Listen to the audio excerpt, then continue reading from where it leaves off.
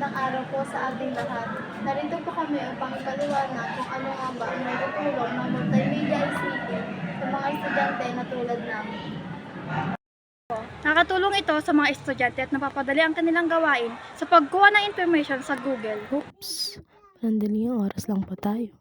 Punta po kayo sa Google, search nyo po yung Multimedia ICT para alam nyo po kung ano nga ba ang ibig sabihin nito. Pag na-search nyo, pindutin nyo yung blue sa baba. Pindutin nyo, at pag napindot nyo na, scroll nyo lang. Basahin nyo muna tong una na to. And then, scroll lang kayo ng scroll. Pindutin nyo lang yung mga meaning niya.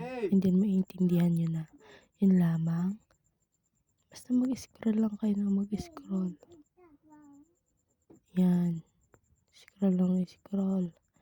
Hanggang sa mahanap nyo kung ano nga ba talagang ibig sabihin nito. Sa una, meron na, pero mas maganda kung malaman nyo nga ba kung anong mga types nito para malaman nyo kung ano yung Multimedia ICT. At sa Google, dito din kayo makakakuha ng impormasyon patungkol sa inyong mga activities. Thank you!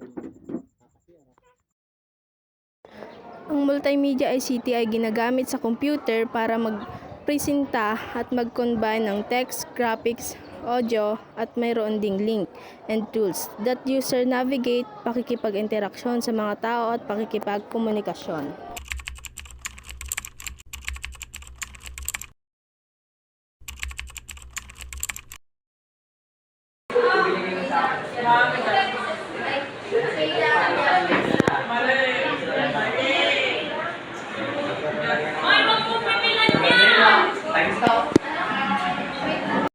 Bye-bye. Thank you for watching.